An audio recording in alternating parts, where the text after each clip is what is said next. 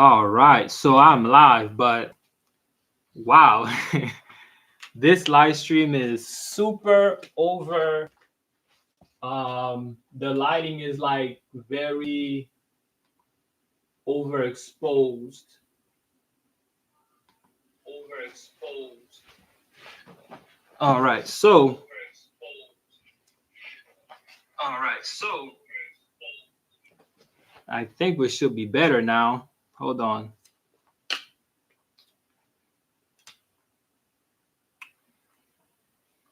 All right, y'all. So I'm trying to work on this lighting here.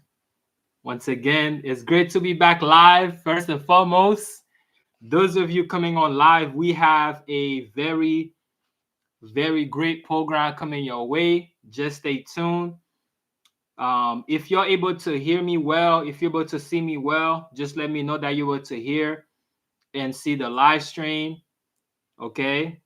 Good evening, Queendom Love. Good evening to you. Welcome to the live stream. All right. If you're all able to hear me well, see me well, let me know that you able to view the live stream.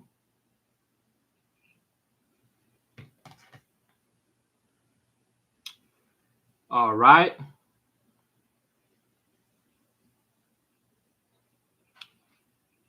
Those of you, as you come into the stream, don't forget to like the video, share it as well. Synergy, welcome. Sound is coming off well. If you're able to see me well, let me know that the image is coming out good on you all's end. Okay. But I think we should be okay for now. All right. Wow. This is a live stream that has been in the works. I've been wanting to do this live stream for the past few days since the last publishing of my last video that was published, which was a mini documentary of me being in Haiti, sharing with you all the experience there in Cap-Haitien, sharing with you all the streets of Cap-Haitien and even some of the activities going on there as well.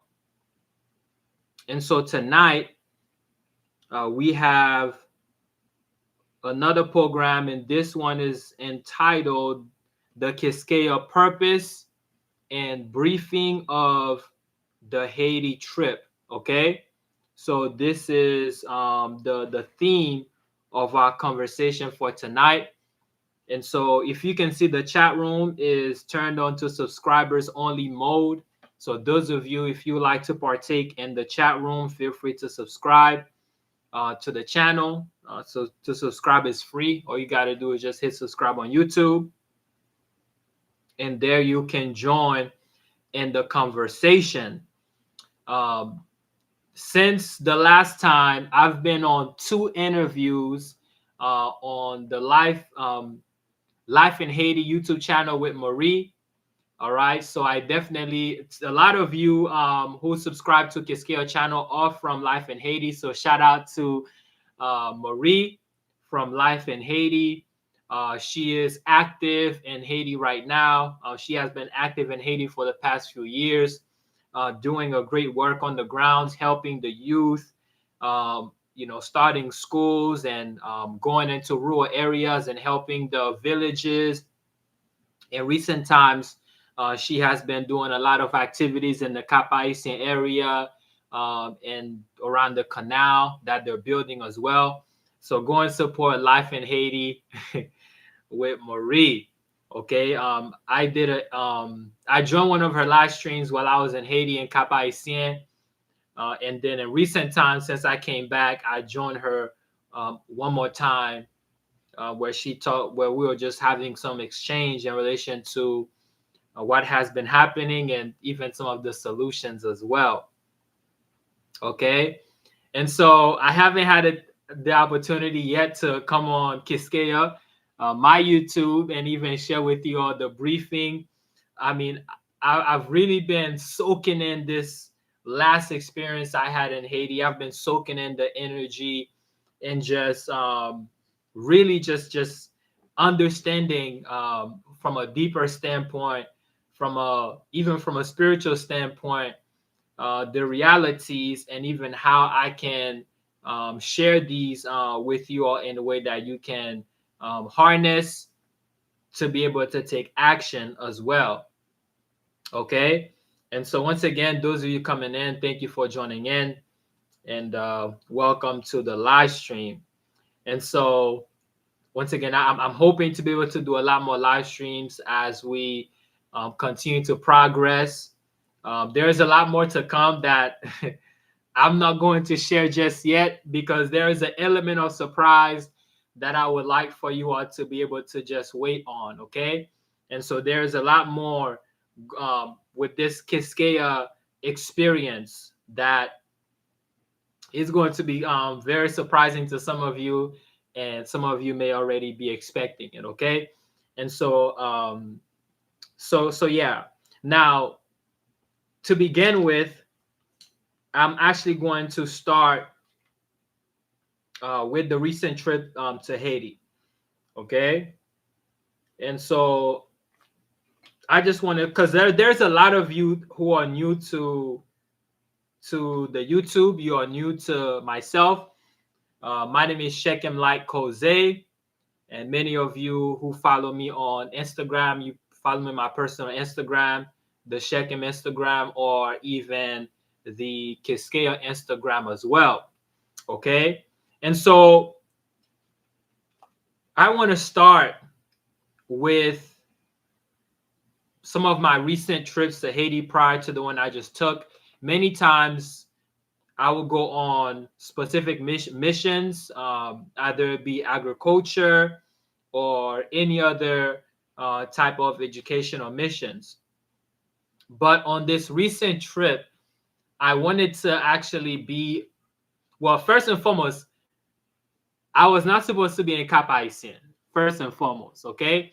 So I was preparing for collaborations that was supposed to take place in the south of Haiti, where I was going to partake in some agroforestry, farming, centropic endeavors. Okay, so we're going to be planting and as well as learning and educating on the principles of agroforestry and centropic methods. Okay, so that was supposed to take place on the south side of Haiti, okay, near Lekai. So I had already planned. So generally, how this trip would have went, I would have traveled from Miami to Port-au-Prince, okay, and then take a small plane from Port-au-Prince to Lekai, because in Haiti now you have a lot of like domestic flights, as opposed to the past. I would say like the past, few years, you didn't really have like domestic flights like that. But now, even due to the recent insecurities and different things like that, it creates a greater demand for local Haitians to demand more of domestic flights. And so I was supposed to take the small flight from when I land from Port-au-Prince, take it from Port-au-Prince to Lekai. And so I planned it, but then the logistics didn't really work out to the degree that I would have wanted it with my scheduling and everything like that. So I ended up not being able to make the trip, unfortunately. However, hopefully next time I'll be able to go. And so then I couldn't cancel the flight and get my money back.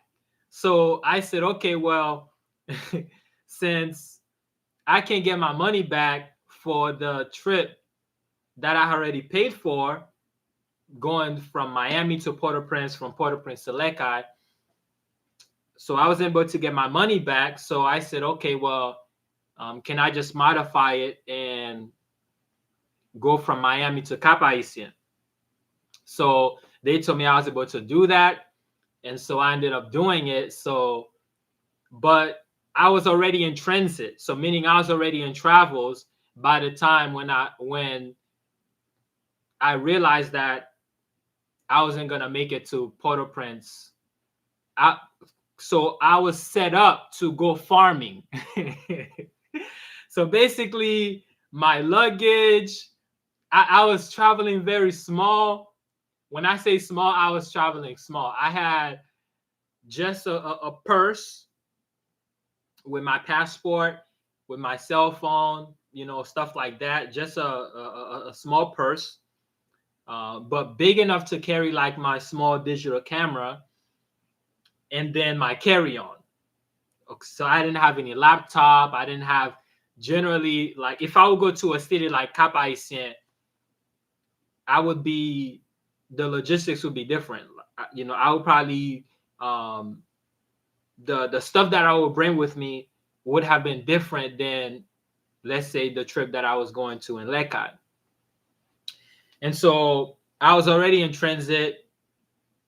I was already by the airport, supposed to take the flight like the following day, when I realized, what, things is just not lining up. So as a result, I changed the flight to go to Cap-Haitien instead.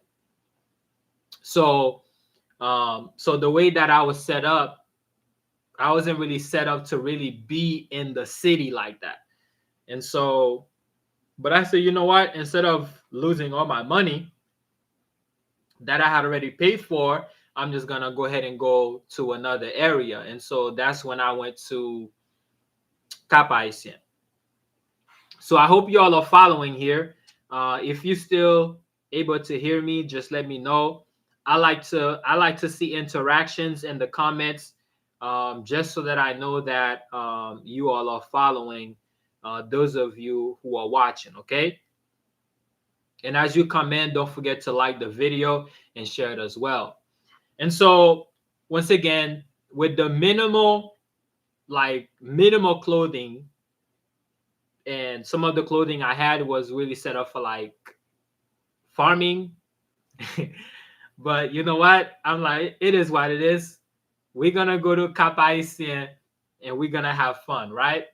So generally when I travel, I like to travel with the purpose of education. So this was not like one of my typical trips, okay? Because this was very different, even though I'm glad that I was able to share with you all, the streets of Cap-Haitien and a lot of the things that was taking place in Cap-Haitien, things of that nature. Yet and still, I like to have an element of education within whatever it is that I do. There has to be an element where you actually harnessing something from it. And that's when my creative juices began to flow. Even while I was in Cap-Haitien, I said, you know what, I still can, even though I'm not going to do the agroforestry farming in Lekai, which was going to be very educational.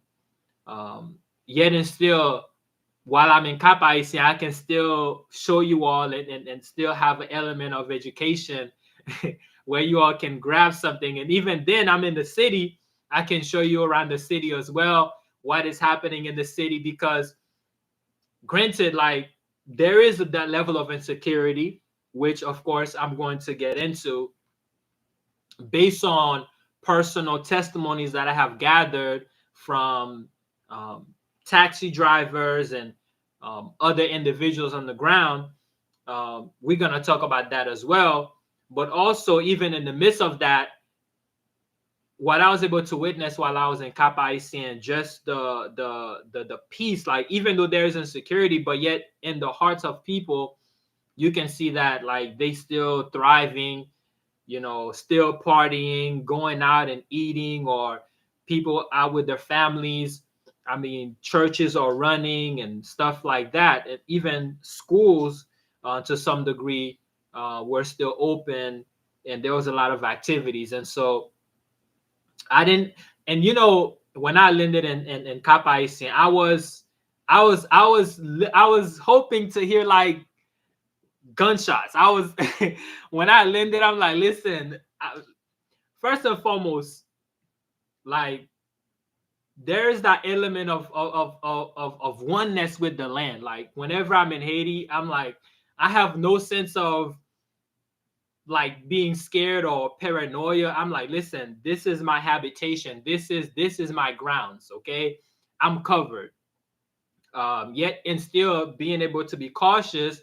Yet at the same time, I'm not like, oh, like woe is me type of things. But the stuff that I was hearing online, I was on the lookout. I'm like, okay, I'm gonna wait until I start. I'm gonna wait to the sunset and see if when I start hearing the rattlings.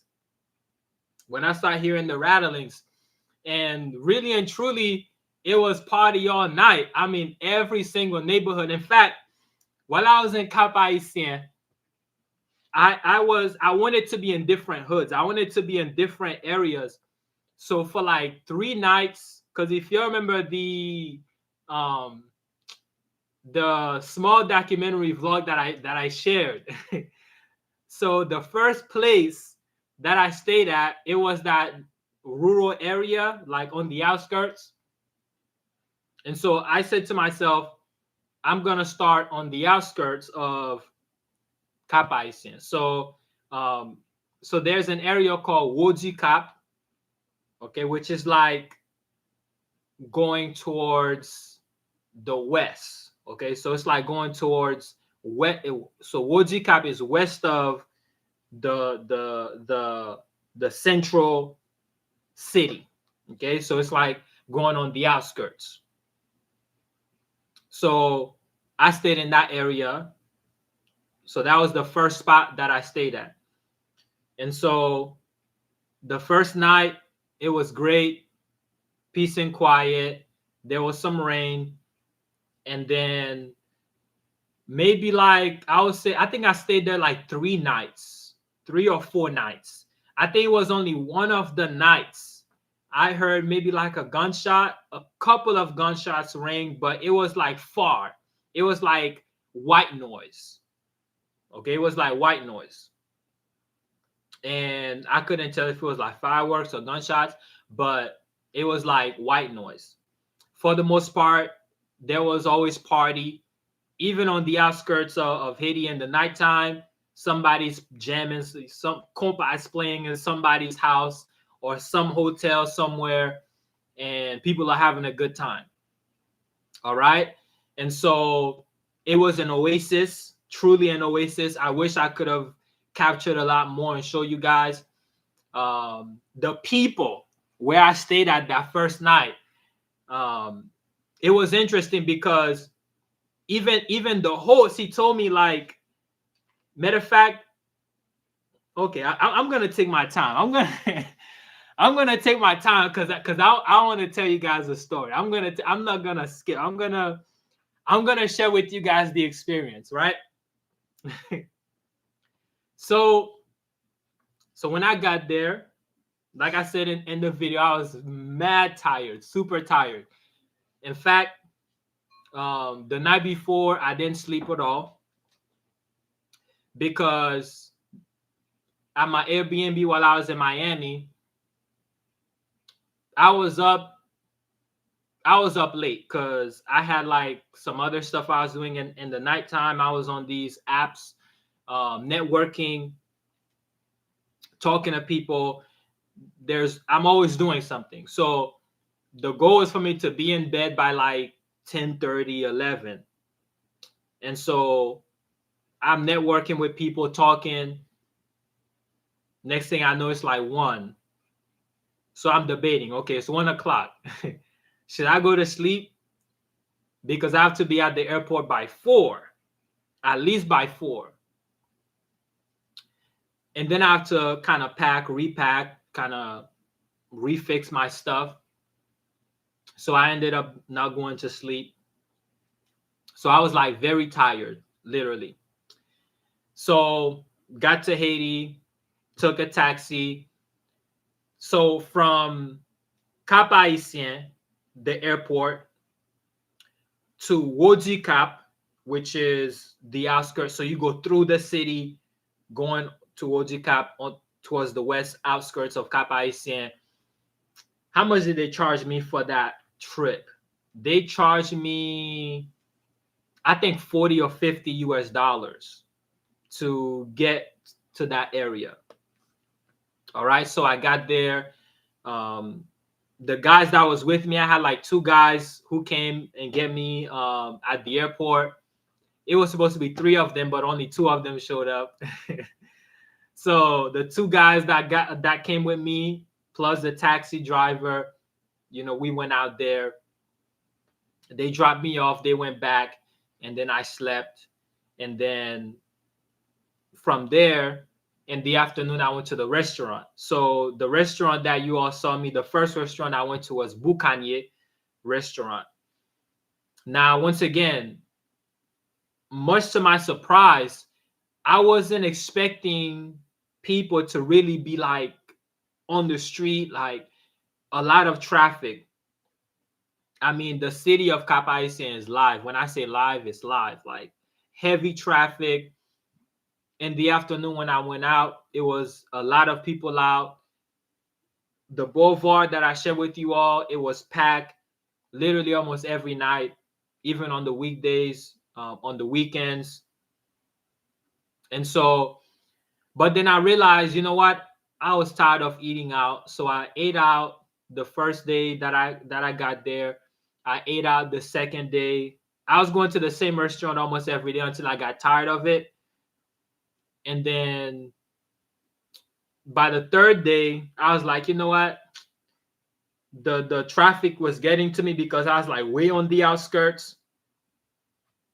To go from the outskirts to the main city takes like sometimes 30 minutes of taxi, the motorcycle ride, which is different. You got all the dust and all that stuff. I was tired of it. I enjoyed it for the first 3 days. I was like, man, I'm tired of this.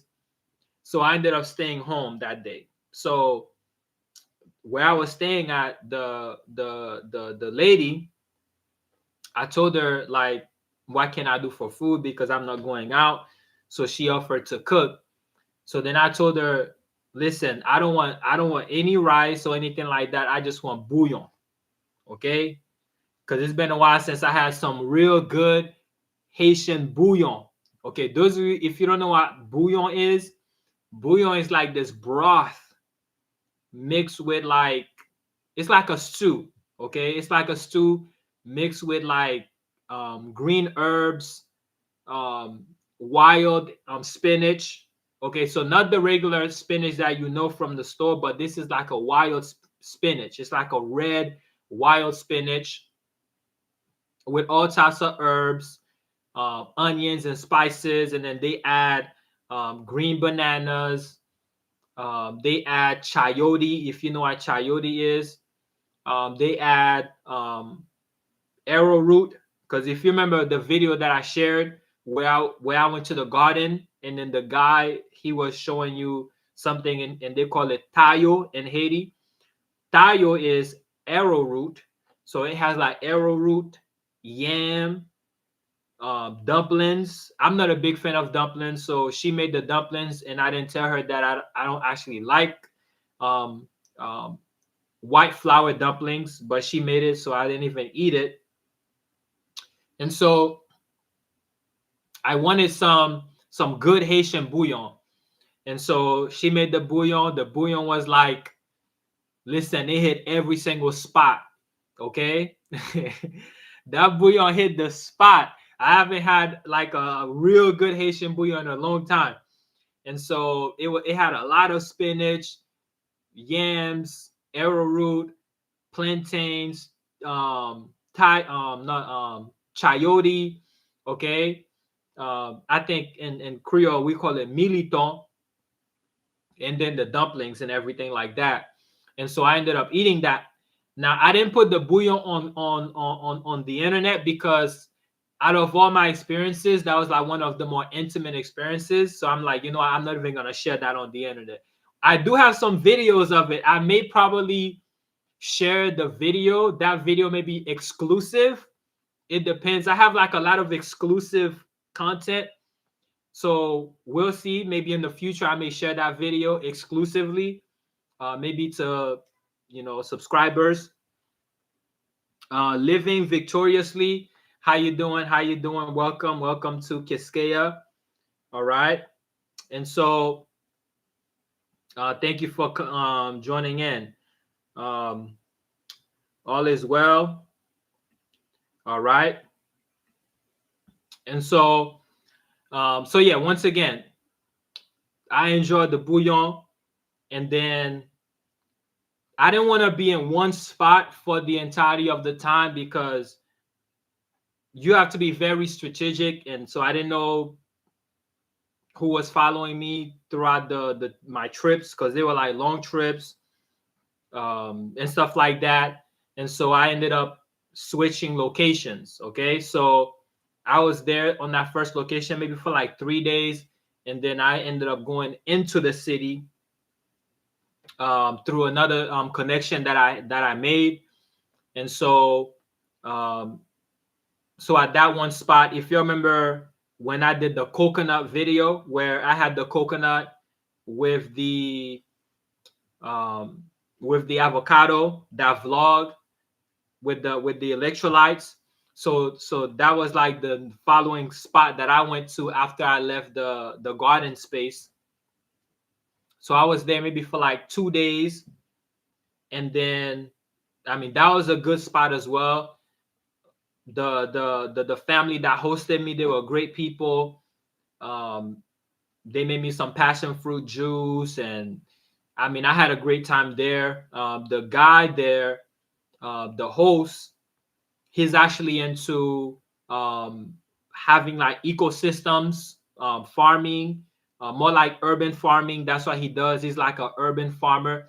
It's very interesting, and that's the spiritual component that really got to me, because mind you, my initial trip, it was supposed to be in Lekai, where I was supposed to be involved in agroforestry, right?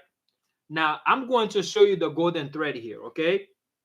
So I was supposed to be in Lekai, doing agroforestry, okay? But I ended up going to Cap-Haitien, all right? So I ended up going to Cap-Haitien. When I got there, the first place I went to was a garden, okay? And the family there, um, they share with me their garden. We went through it. I mean, the 3 days that I spent there, I mean, it was exceptional because they share with me their plan, like as far as extensively with the garden, with um, how they purchased the land, like 30 years ago or something like that. And it was like bare. There was no barely any fruit trees. They literally reforested the environment, and so we ended up having some conversations in relation to agroforestry and reforestation, which I didn't get on film. I didn't record because I feel like there are certain conversations, they're not necessarily meant for the internet. We developed some great connections, and specifically me and that family. Um, I mean, they were very industrious. They have like an entire industry, which was put on halt because of the insecurities and different things like that, and so they're not able to run their industries. But that specific family themselves, they actually been to the U.S. They have family all over in the Western countries. But I asked them, well, why is it that all of their families are either in America or Europe or Canada or in other Caribbean countries? Why is it that their families are over there in these places, but they choose to stay in Haiti? And their response was powerful within itself. and really and truly they're rooted and grounded within the vibration, and that's why they're there. And the guy told me, listen, if anybody has any problem with him, they can come in and take him out, whatever, but he's not going anywhere. Even the wife shared the same sentiments as well. And so they're really rooted. And that's the two different spirits. Because I remember when I was on the show that I was invited to, and I was sharing with them that really in Haiti, there's like two spirits. You have those individuals that um, even among the higher class too, because it doesn't matter if it's the higher class or the lower class. You will find those two spirits. Okay, the spirit that says, "This is my habitation. This is my roots." What we call habitation. Okay, it doesn't matter what the deal is. They're going to stay rooted and grounded, 10 toes down, and they're going to remain. And it doesn't matter what happened to them. They're going to remain and allow their bodies to serve as a living sacrifice for the land. Okay, you have that spirit, and then you have the other, which is like, okay, well, there is insecurity and they have to leave, and so as a result, they leave, right? Now, there is no right and wrong. I'm not sharing this to say, oh, the ones who choose to stay are right and the ones who choose to leave are wrong. What I'm sharing with you is that while on the internet, okay, while on the internet, you may hear, you may see, all the individuals that are leaving Haiti through the Biden program or what have you. A lot of people are leaving. People may think that everyone in Haiti actually shares the same sentiments.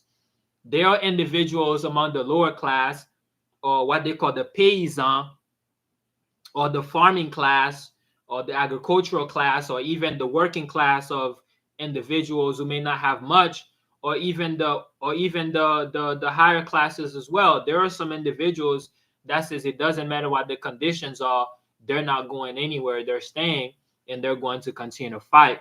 Either be fighting by making changes within their own unique environment, or fighting by being a voice for the voiceless, and continue to be active in bringing positive changes within the environment.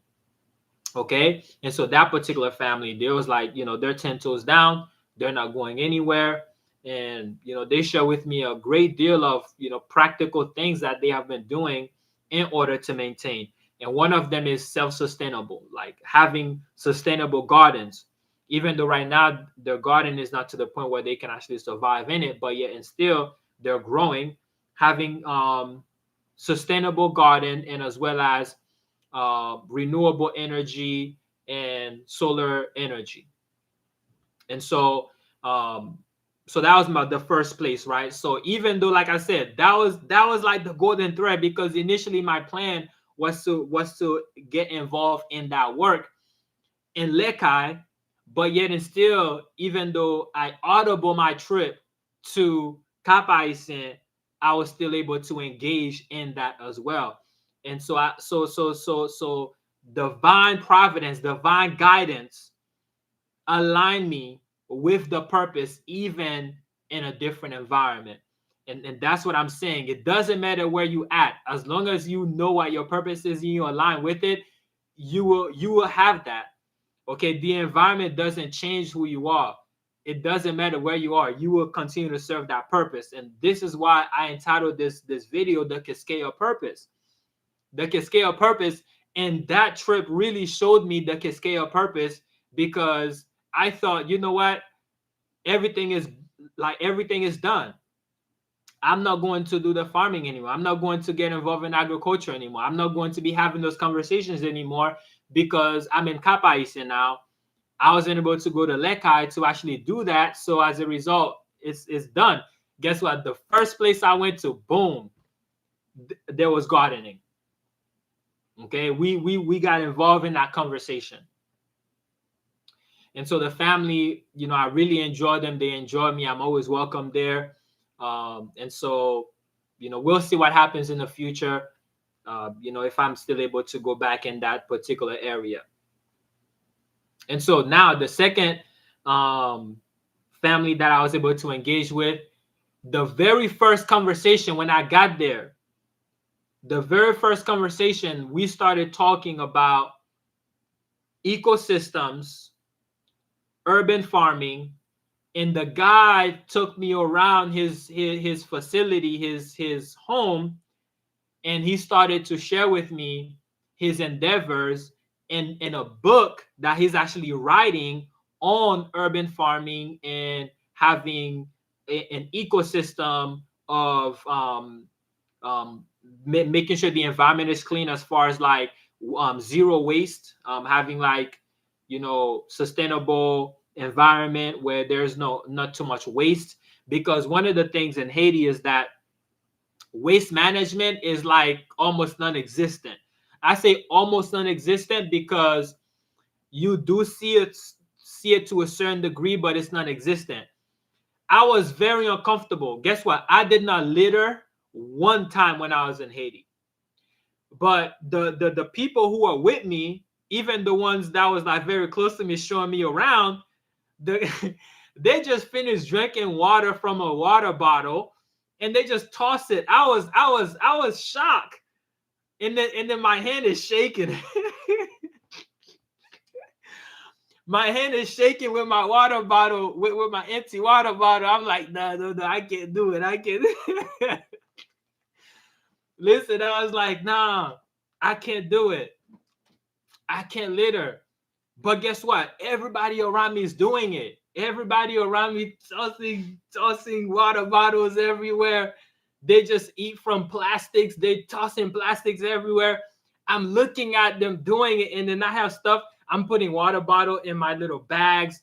I'm putting my little plastics in my pocket, looking for a trash can, turning around looking for it. I'm like, there's no trash can. I need to go inside some building somewhere. Okay. And so the guy, he was sharing with me, his desire for, just renewable energy and sustainable, eco-friendly environment. And the thing is, it doesn't matter where in Haiti you go to, you're not gonna find it. Now there's this movement in the northwest region of Haiti, of a few diasporas that I know. They're actually putting their hands, they're putting their heads together, and they're starting this movement of removing waste from the environment. They purchase tractors and different um, big trucks to be able to do that. Hopefully, that is my wish and desire. I can have some of them, on this platform to share with you those endeavors. But listen, I had a hard time in Haiti in the sense that, like, I saw everybody throwing trash everywhere, and I'm like, man, I was uncomfortable. I was like shaking and sweating, like, no, I'm not going to give in to this pressure because I need to make the environment better, And so I did not litter. The only thing is, when I ate my sugar cane in the street, of course, the sugar cane is decomposable, and so if you eat fruit or anything like that, you can the fruit remains. You can, if there's grass anywhere or whatever, you can always toss it there because it goes back to the earth, it decomposes. But when it comes to plastic and other things like that, you have to dispose it in a fashionable manner. And so while I was in this guy's home, he showed me the two trash bins. He had a compost. He also had a green plastic waste bin. Okay. And so he was sharing with me his endeavors and his desires, not only to have urban farming because he's like in the inner city of Cap-Haitien, but also to get into the movement of cleaning up the environment and stuff like that. So I was able to spend some time with him. And so once again, this is what we're talking about when we aligning ourselves with the Kixkeya purpose. And many of you who are joining into this channel, you joining into Kixkeya, I'm sharing with you the Kixkeya purpose, to align ourselves with nature, to be one with nature, to be one with the environment. And it doesn't matter what religious background you may be coming from, there is still that element of oneness, oneness with God, oneness with the earth, oneness with nature, because that is the environment that we dwell in. Okay, that is the environment that we dwell in. But yeah, queendom, yeah, people do litter in that type of way. This is a comment from Queendom Love. She says, I would have never thought that people there would be littering in such a way. Yeah, once again, they do. And it's almost like a consensus. Okay. It's almost like a consensus within the environment within itself. Their consciousness, okay, their consciousness is not awakened to that, to the concept, okay, because they're not growing up. They don't, some of them don't have trash cans, they just toss things everywhere. So this is why there has to be education. And it's very interesting because during my trip there, even though it was not planned, divine guidance and divine providence aligned me with the people who are in alignment with that thought frequency. And so we have the ability now to support those individuals where they can also serve as a light to the locals, that they can begin to create those ecosystems that can educate people on the fact that they shouldn't be littering. Okay, so what that means is that there's space. Okay, there's space, there is opportunity for you, Queendom Love, and anyone else watching, to be able to align with Kixkeya purpose, so that we can educate the people on how to have an ecosystem. Okay, and this is the consciousness of the individuals in Haiti who are staying. Okay, even that guy himself, he was like, he's not going to America as well. He's like, I'm staying in Haiti. Maybe his children he might send abroad, but with him, he has his family there. He's gonna stay there as well. So two families in particular that where I went to live with, that I didn't know anything of prior to my trip. Okay, they both are ecosystem friendly, gardening friendly, agroforestry friendly, urban farming friendly, and they have within the thought frequency consciousness that they're going to stay in Haiti to build it, to restore it. And so these are the things that they're not showing you online. These are the things that they're not telling you online. Unless you actually go on the grounds and align with the greater purpose, you're not gonna know it. You're gonna think, man, everybody's just trying to run, everybody's just trying to escape. Now, once again, I'm not taking away from the element of surprise and the fact that there is insecurity. Okay, I'm not taking away from that. But granted, imagine if everyone was to leave and empty out the country, right? So what that means is, if everyone was to leave and empty out the country, it will be good for the people that leave, in the sense that, yes, they may have jobs and other countries they may be going to, but it's not good for the country or for the land. When we're talking about Kixkeya land, we're talking about Haiti, we're talking about Taino land, we're talking about the land of the Arawaks. It's not gonna be good for the motherland, because there's no one there to sustain it, right? So what that means is it's just gonna be up for the taking. Okay, and for the continual of the rampage and the ransack and just the raping of the land of its natural resources, right? And so the people there, a certain group, they're like, they're continuing the fight of self-sustainability. They're continuing the fight to restore back to nature, to live in harmony with nature. And this is the divine providence guidance and leading me to those people. I don't think you guys understand the gravity, the weight of what I just said. Because mind you, like I said, I was supposed to do that work in Lekai. My trip got kind of disoriented. I ended up having to, instead of going to Lekai, go to Cap-Haitien without a complete plan.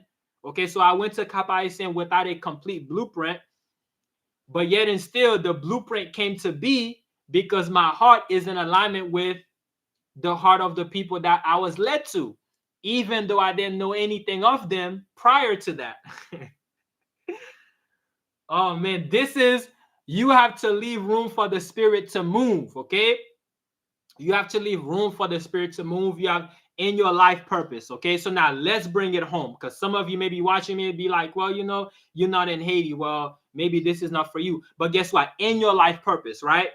In your journey, you may have started out with a specific plan that you have for your life.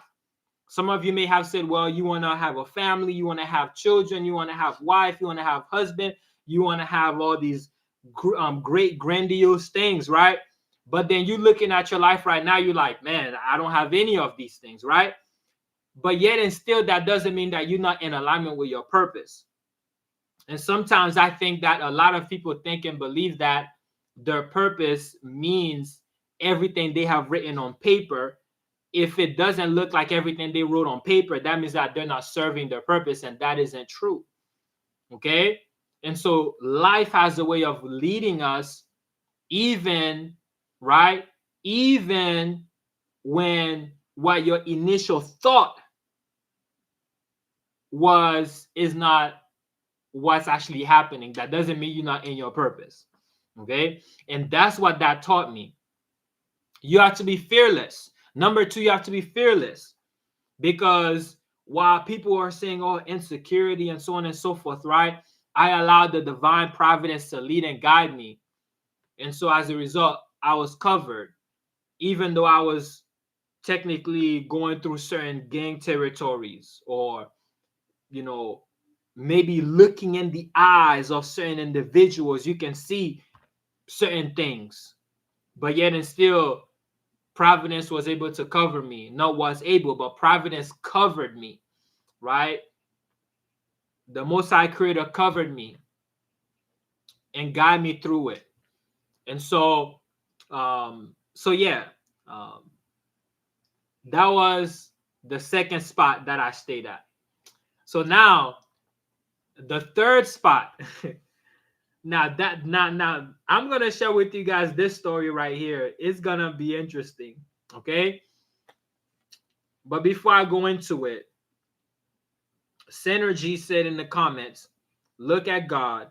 This last minute alteration and plans allow you to witness such things about what the people truly need. Definitely, for sure. For sure. All right, you all. By the way, continue to share your comments. Okay, continue to interact. I want to see that you all are following, and also share this live stream. Okay, share this live stream everywhere, so that others are able to receive it. So the third spot that I stayed at. So one of my guides that was navigating the city with me, I told him, hey, listen, I got like a few nights left. I think I had like 3 nights. I had like 3 nights left, I think. So I told him, hey, I need you to look for a hotel, because by this point, I have the city on lock. Like I've been moving around. I know the areas. And so I said, hey, between this block and this block right here, I need you to find me some hotels, right? Make sure the hotels have security and so on and so forth. He was like, all right, yeah, no problem. So he went out, hunt, and then he told me he found this spot. So I ran through my checklist. I said, does it have this, that, and the third? Okay, so I have like a checklist. So I check off my boxes. So I was like, okay, cool. I got there, got the keys, went in the room, did what I do. In the evening, we went out, came back. When I came back, when I came back, you know, in the night, so he left, went about his business. I'm at the hotel, and then I'm feeling the energy and the environment. I was like, nah, that's not it. Because when I walk in, I didn't see what I wanted to see. Okay. I was feeling the environment. I was fit. Listen, you got to be in tune. Okay. When I walk in, because we were out, we were eating, we was in the street. I came back ready to sleep for the night. And then as I'm walking in, I'm just feeling the energy. I'm like, nah, that's not it. That's not it. Something strange. I stayed in the room for like maybe 20 minutes. I left my luggage, everything. I took my passport and stuff like that. I locked my door, and then I went and looked for another spot. So I went and found me another hotel. That was I was able to check all my boxes. So it was like nighttime. And mind you, like at a certain time, you don't take the street like that. But I'm like, listen, I'm not sleeping here tonight. So I ended up going out. I saw this guy, talked to him, because I wanted to get to certain spots. Took a taxi. He took me to. In fact, it was like, I'm gonna tell you how late it was. It was like 12 a.m. Now, mind you, in Haiti, 12 a.m. in Haiti is equivalent to about 3 a.m. in America. Okay, so the lateness, because in America the nights are extended because we have lights. So 3 a.m. is really that time when like everything is shut. Nightclubs is shut, everything is shut, right? So in Haiti, about 1 o'clock is equivalent to like 3 a.m. in the US, right? So 12 a.m. I mean, the streets is like, at this point, the only people you're gonna find in the streets is probably like drunkards, people up to no good, whatever, right? So I saw parties going on because I got out the hotel. I looked to my left, I saw a whole bunch of cars, people posted up, and they're partying. That was like that right there. That was a click. And then guess what? When I got inside the hotel, because after we went out to eat, when I came back, I was like, where the security at? There was like only like 2 women working in the front. I'm like, nah. First and foremost, I don't want to be at a hotel where there's no security and then there's only 2 women working in the front. Nah, that's not going to work for me. Okay? That's not going to work for me. And then I started looking around like, okay, well, where are the security cameras? Okay, there's no security camera. I'm like, certain spots. I'm like, nah, that's not going to work for me.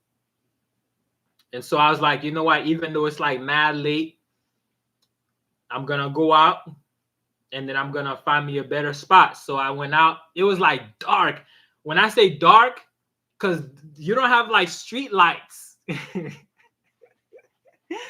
So I just got out the hotel and then it was like pitch dark. All you see is like a clique of guys partying, drinking, talking nonsense. And then that was on my left. And then on my right, there was like another group. They seem to be more chill. And the thing is, when you like, I don't want to look like a stranger. Because if I just start walking, like I had to pull up. I'm like, either I go over there or I go over here. So the other group looked kind of more chill. So I went up, hey, what's up? How you doing? Blah, blah, blah, blah, blah. Hey, listen, man, I was just telling them I'm trying to get over there to that side of Cap-Haitien, stuff like that. And then I, talked to the guy, and then I ended up getting a taxi, and then I went. Now, mind you, if I just started walking, like as if like I'm like this stranger, that's when people's antennas go up, because you wanna be in synergy, you wanna be in sync. Okay, no one is really trying to do you any harm, but the thing is, and especially at a certain time in certain neighborhoods, if people see like this strange person, they want to know like, who is this person in our neighborhood, because in those areas it's very tribal. It's very tribal, especially after specific times, so I'm like, hey, you got to make yourself be known. So then the guy was like, yeah, yeah, yeah. So I went out to the main road, took a taxi. He took me to the hotel. When I went to the hotel, now the guy wouldn't let me in, because he was like, oh, it's 12 a.m. and it's 12 a.m. and we don't allow people to come in at this time. The hotel is closed. I'm like, okay, well, I'm already here. He was like, oh, you gotta go, blah, blah, blah. I'm like, all right, no problem. So then, but the good thing is, the area where I went, it was on the boulevard, it was on the strip, so there was still a lot of activities there. So I ended up finding another hotel that fits my descriptions, and then I ended up staying there for the remainder of the nights for my trip. But anyways, listen, the thing is, and it's really going anywhere. It doesn't matter where you at. You have to be in sync. You have to be in sync. And even here in the US as well, it doesn't matter where you are. You have to be in sync with the people. And everything rises and falls on energy. Everything rises and falls on energy. You bring good energy, like vibration is important. You bring vibration, like people can see it, they can feel it. Okay. And so yeah, so then I ended up staying there for that hotel for the remainder of my stay. And then the next couple nights, I just spent the time going out. That's when I went to the other restaurant that you'll see, Cap de Lee, where there was like, if you see in the documentary that I shared, there was like this Asian guy. He's actually Vietnamese. Yeah, Vietnamese. He was there. Like, there was quite a few foreigners that I met while I was in Cap-Haitien. There was Vietnamese. There was people from Turkey. I met a few people from there as well. Different areas throughout the world coming in for business and so on and so forth. And so, but yeah, and the rest was pretty much history.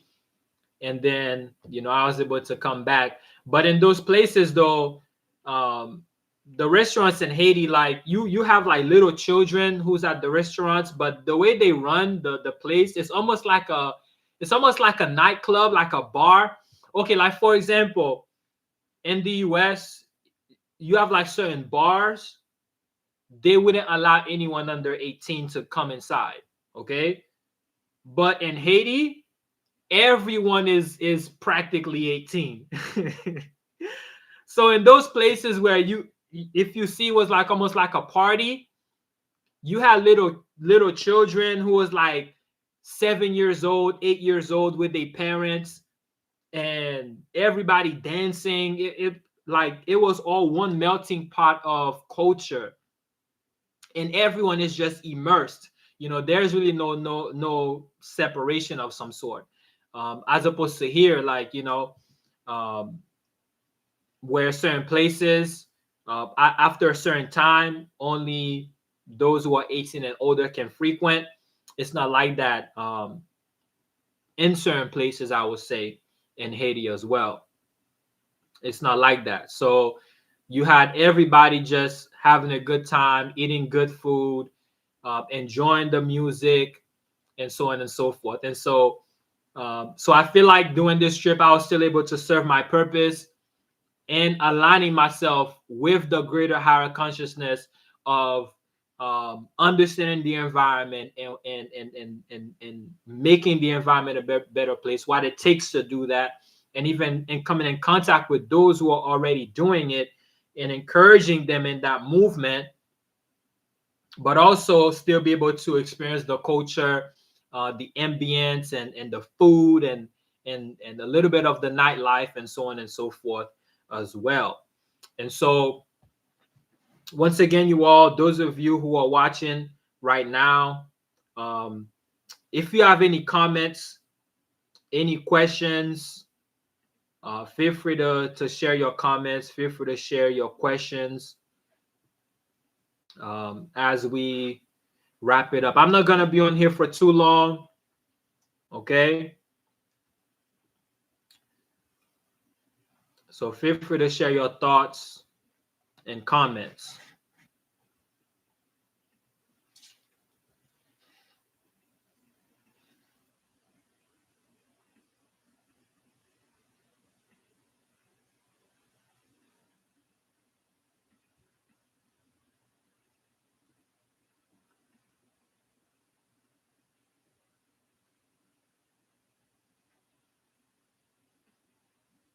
Any questions, comments?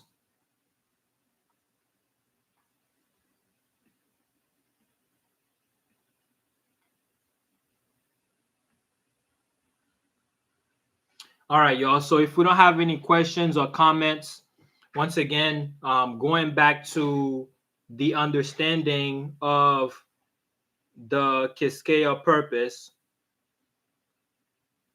which is very important.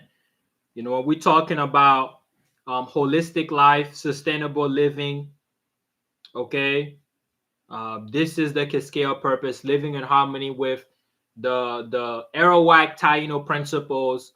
And many of you who don't know what Kixkeya is, well, Kixkeya is really going back to the indigenous principles. Okay, so throughout history, Haiti had various name changes, um, and so what they would classify as Amerindians, okay, Amerindians, which is the Arawak people, which is from like the Amazon forest all the way to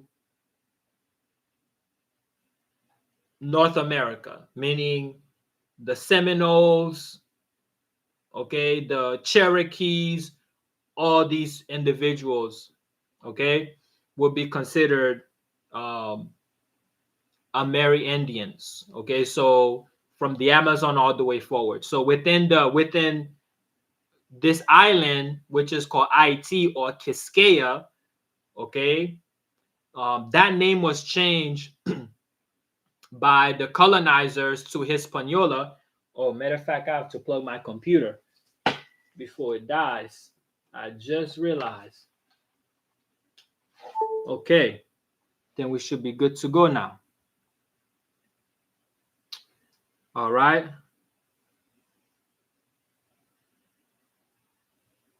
All right. So I see I have a question in the comment. I'm gonna get to it. Okay, so let me go back to what I was saying. So IT, or which in proper is IT Kixkeya, which was the name was changed by the um, foreigners who came and imposed their ideologies and changed the name to Hispaniola or Little Spain.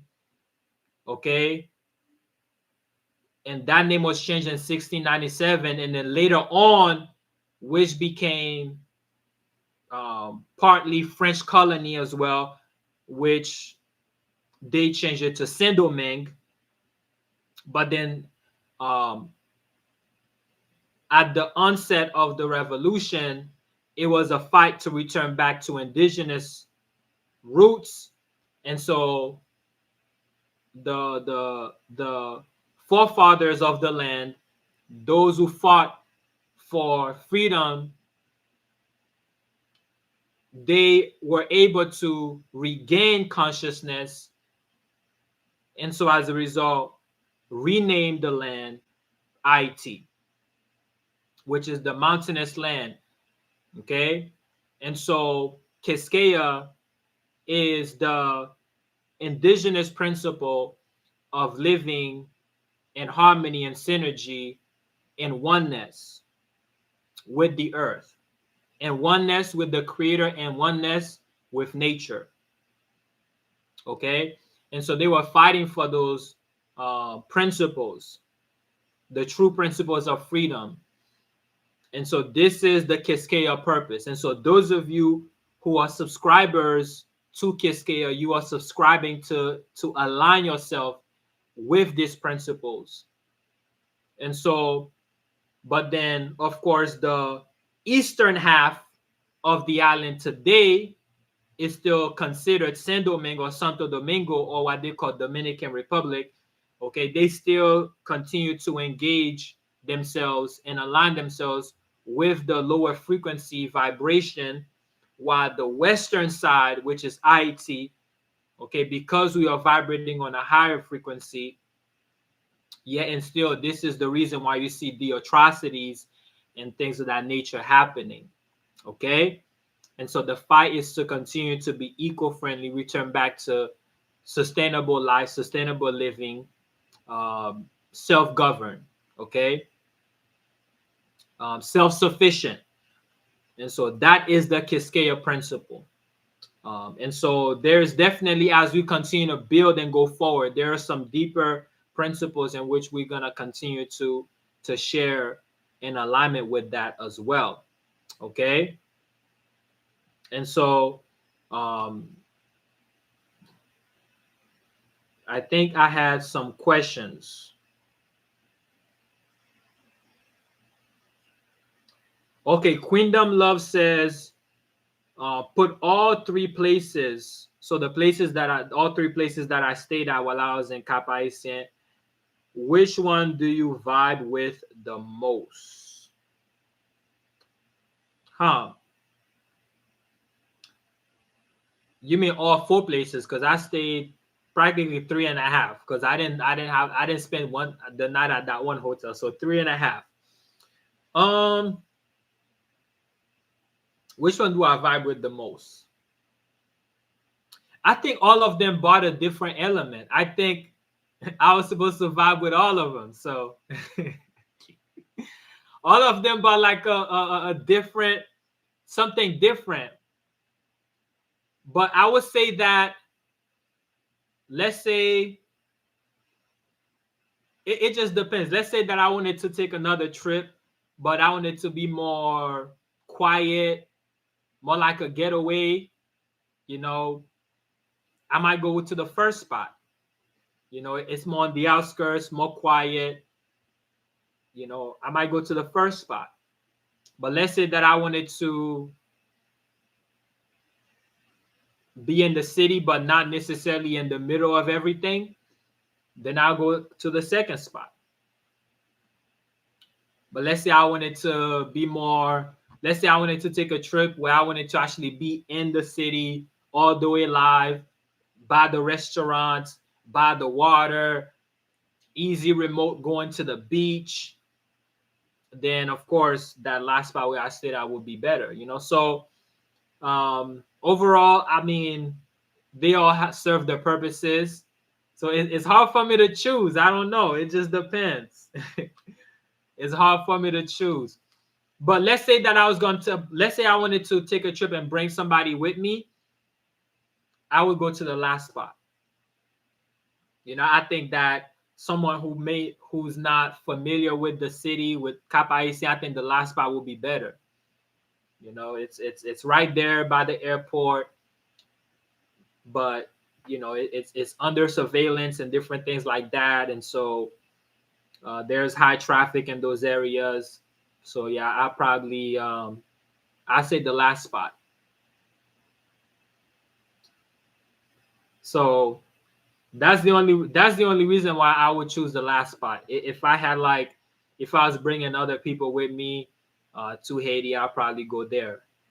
100% of the time.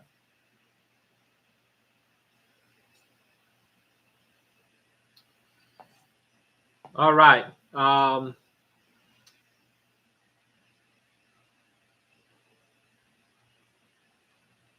Any other questions?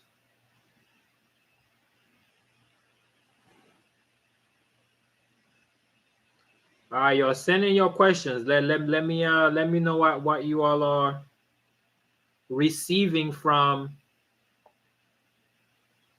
what I'm sharing here.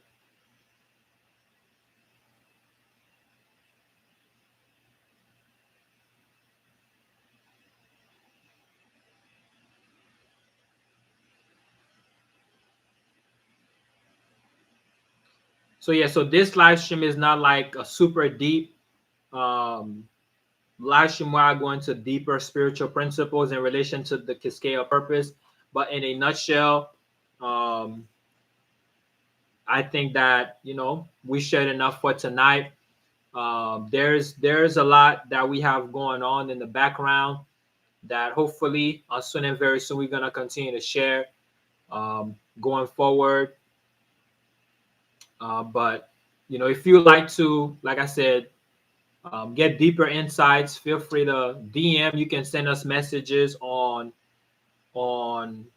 Instagram or Facebook, what have you. Connect with us. Okay, Queendom Love says, do you see the overall consciousness of the Amerindian people becoming closer in union with the land, or things going downhill, being they haven't got the prop gotten the proper education even in this time? Okay, yeah, that's a good question. You know what? I actually thought about that. I thought about that as something for me to cover tonight. So I'm glad you actually asked that question. That's why I always tell y'all, listen, ask questions, because it lets me know that you in tune. Yeah, so I think that the people needs to be awakened to who they are from a deeper level, because um, just as in the book Miseducation of the Negro Race, matter of fact, I have it right here with me. I'm gonna share you with this book right here. See this book? I have been pushing and promoting this book uh, for about 3 years now. It's a very small read, about 89 pages, Miseducation of the Negro. I think that there are a lot of those principles, I would say, that can apply to the people of Kixkeya land, to the people of Haiti, in the sense that they have been miseducated, and so a lot of the people do not know who they are at the core, and the value systems which have been passed down through their genetic memories, okay, both as oral traditions as well as genetically. Many of them don't know, even both local as well as abroad. And so, um, and so there are a small percentage who are awakening to that understanding, and they're returning back to it once again, which is living in sustainable being self-sustained, living in synergy and harmony with nature and with the creator, okay, and reforesting, okay, nurturing the environment, and so having a unique ecosystem, because we are part of that ecosystem. And so there's a small percentage of people who are definitely uh, are awakened to that understanding, while I'll say a great majority are lost. Because the reason why they're lost, because they're engrossed and, as it were, uh, chasing the false hope or the false dream that has been sold to them, not realizing that they're already rich within themselves, and that if we can awaken the greater majority of people to know and understand that we can live in harmony, that we don't have to rampage, we don't have to pillage, we don't have to destroy each other, right? This is where we get the integrity principle, because it's a lot of young men and women that feel that, you know, their only way out is to get armed and destroy their neighbors and take whatever their neighbors have. Okay, but really and truly they don't have to. And so there has to be a re-education, and the current educational structures are not designed for that, because the current educational structures are only designed to to impose self-hatred and to demonize the indigenous way of life, and to colonialize the mind. And that is the education that they have been receiving for a very long time. Okay, and so there has to be a re-education of the misguided and miseducated. And this is where my famous quote that I like to quote: the illiterate, end quote, the illiterate of the 21st century will not be those who cannot read or write, but rather those who are not able to unlearn, learn, and relearn. So the illiterate of the 21st century are those who don't have it within themselves to unlearn certain things that they have been taught, which is not in alignment with their genetic memory, and to relearn, okay, going back to the record, the book of members, the book of life, going back to the record and harnessing back that power, okay, to relearn, okay, and also to learn. And so, meaning learn things that we have not known, and relearn the things that are already written, that's already in us. Okay, even in the records, it says that all of our members are already written in the book. So therefore, if we can tap into the book, okay, then guess what? We can know the written members. We can understand our membership to the greater body. Okay? And I'm not talking about the members in the sense of legs and eyes, and no. We have a greater membership. We have a greater purpose to the overall body, or what some will call the ecosystem. Okay?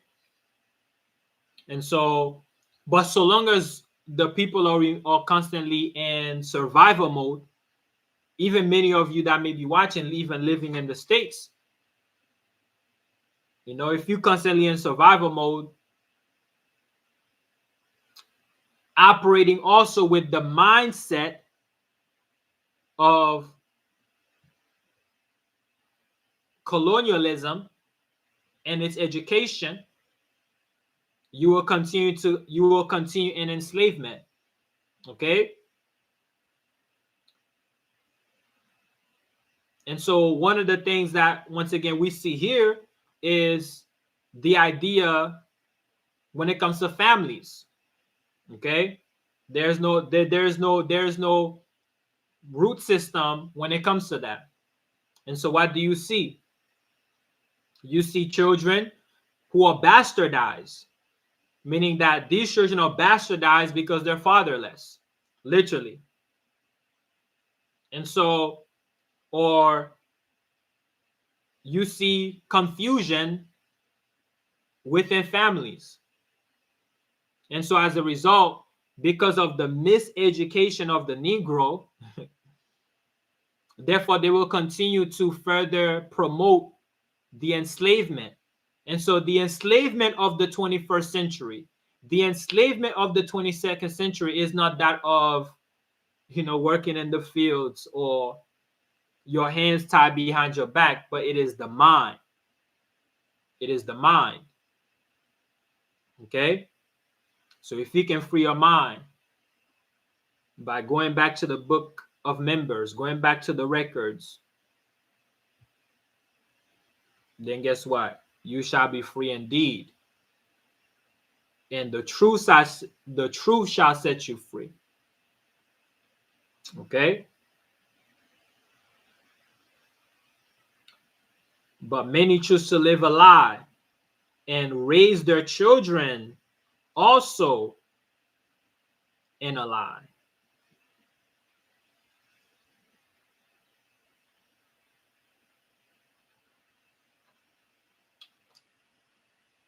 All right.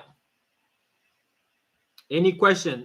Queendom Love, if you're still on, did I answer your question? I know I went long on that question, but hopefully your question was able to be answered.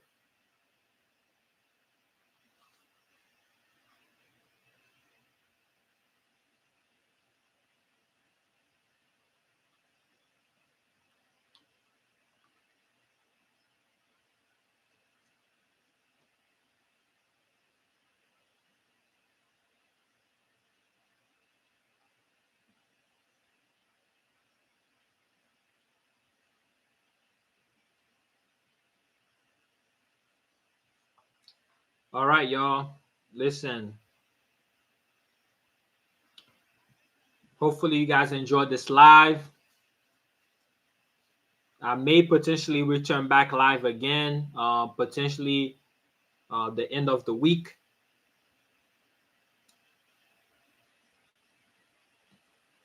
So continue to stay tuned.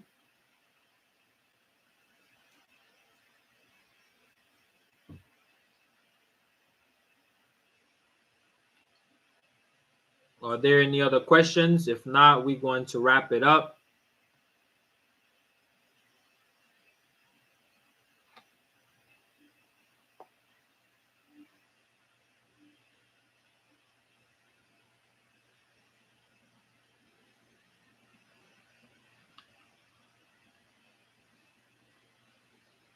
All right, you all.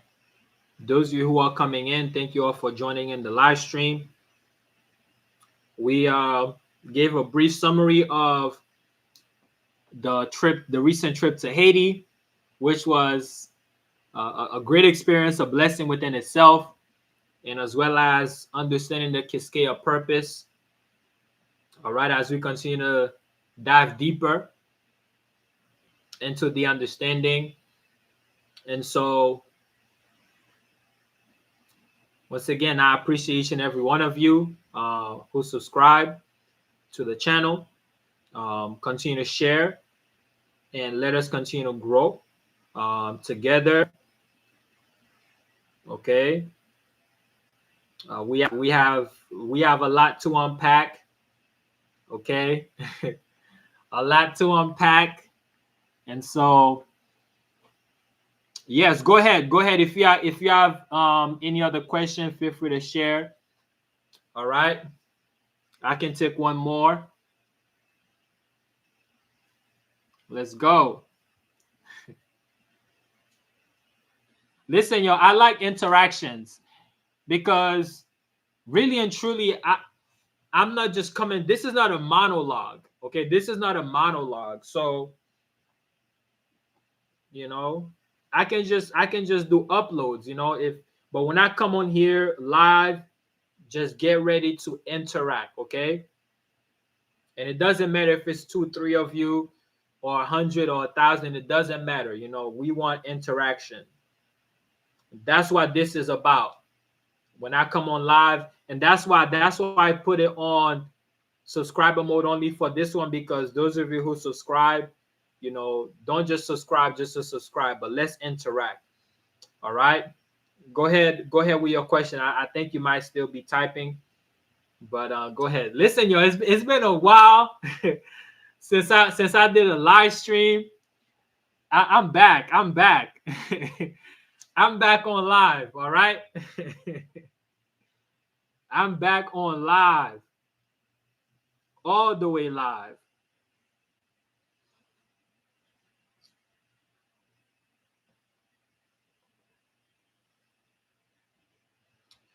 All the way live.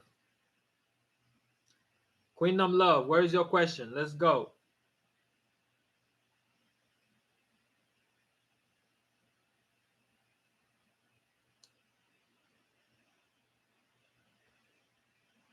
Okay. Queendom Love says, based on your response, would you say the newer generation of the people have a willing and coachable spirit and mindset to take on that journey of learning, unlearning, and relearning for growth? Okay, when you say generation of the people, are you talking about in general when it comes to when it because even though because a lot of the statements that I make, even though we're technically talking about um even though we're technically talking about Haiti, but I feel like this can be applicable to uh a greater, so maybe be specific when you say generation, the youth. Are you saying the people in Haiti, or are you saying the youth in general when it comes to the greater consciousness of black youth, or what they will call black youth, or just indigenous people all across the world? Or are you speaking specifically to Haiti?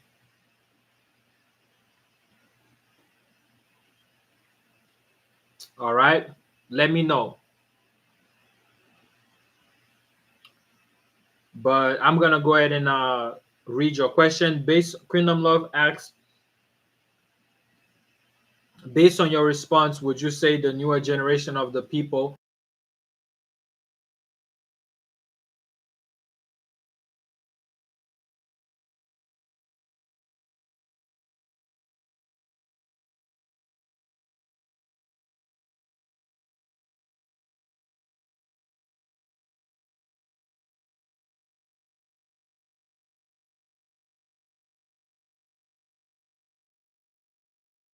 Okay, I think we should be back. All right,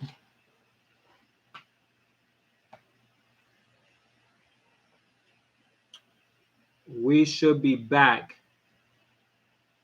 If y'all are able to hear me, let me know that you're able to hear me.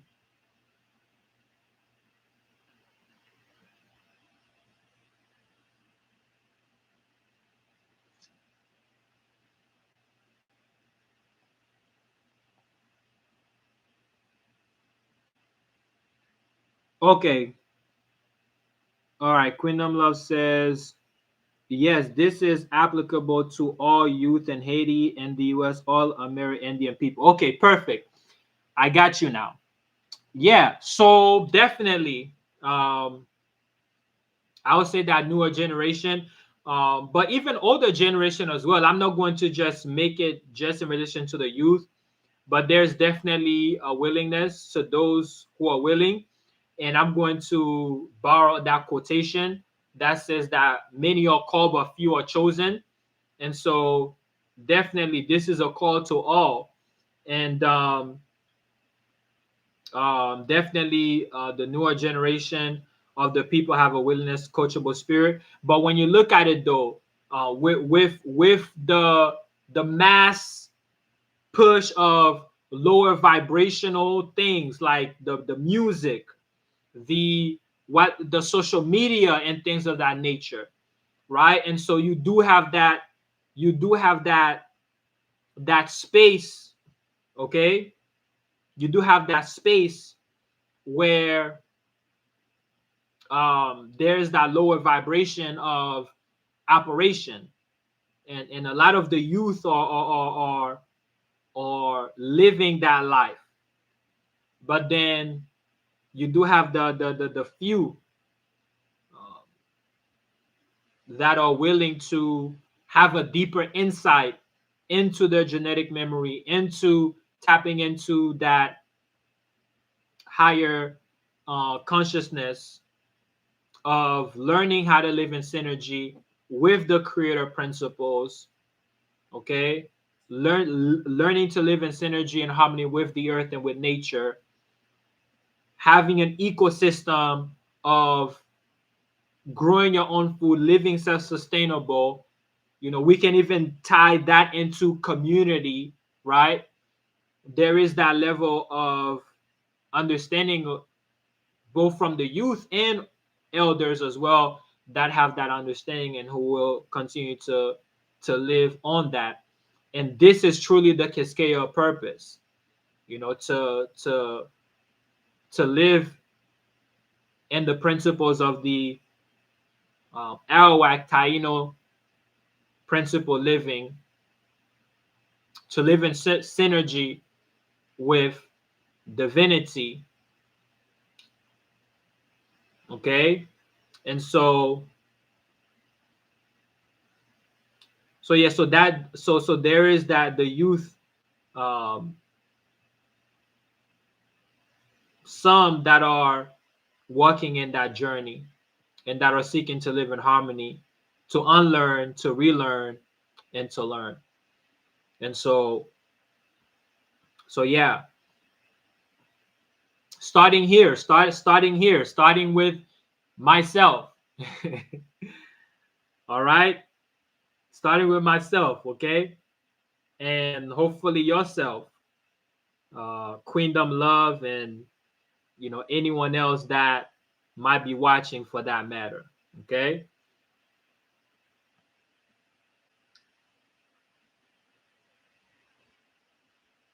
because remember, it's not solely just on the idea of geographical location, because we can be Bluetooth. Okay, we can be Bluetooth. We don't have to be wired. Okay, wherever you are, you wired to that, but you can also Bluetooth. You can have that Wi-Fi antenna connection. Okay, and so that's why, like, even in those lands, like, understanding we're living in space and time. We're not going back to live in that in the time past. You cannot live in the time past. Okay, it's not practical. You cannot live as if you were living 500 years ago, 600 years ago, 700. Yet and still, you can harness the principal information and update your system to be able to operate yet in modern, but yet within the foundational principles. Okay, that's the level that we on. That's the level that we're tapping into. This is why even in the Bible, when you look at the children of Israel, when they pray, they call upon the God of Abraham, Isaac, and Jacob, right? So once again, they're not literally living in the time of Abraham or Isaac, right? That time has passed, right? But yet and still, they're tapping into the energy, they're tapping into the frequency, they're tapping into the spirit, and thus they're able to live in synergy, yet within their modern systems or their modern practicalities. Okay, and so that is the principle. It's not like, okay, well, you're going back to this, but it's taking what is and building upon it. Not necessarily building upon it with something new, but building upon it with what is. Once again, y'all, that is the Kixkeya principle. All right, everybody, listen, it's a wrap. All of you who came in, thank you all for watching. And I know that many of you are tapped in and you are able to receive um, your portion within this particular message or this particular live. And so let's continue to be live. Let's continue to be living. Okay, being active. Okay, this is the Shechem light Kose. This is being active in the light, right? Being active in the light to see. Shechem light Kose. And so let's continue to be active, active in divine truth to see. Okay, to see. Okay. And as the word says, you shall know the truth, and the truth shall set you free. All right. So you all enjoy your evening, and I'll see you on another live stream. Um, what is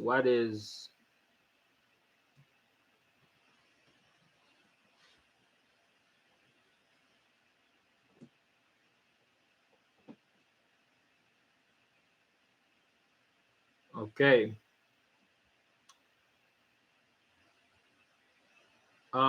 Queendom Love. I don't know what that is. Well, what is that? I was gonna end the live, but I see you commented something. I'm not sure what you mean by that.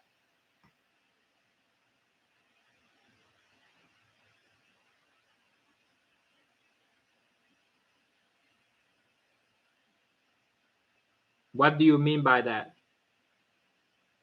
I mean, I understand maybe, sticking together of some sort,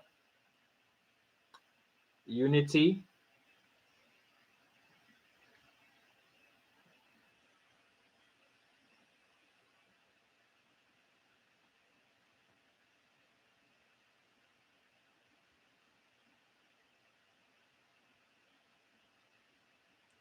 All right. But anyway, feel free to comment. Maybe share on Facebook, Instagram if you want to continue to share that thought.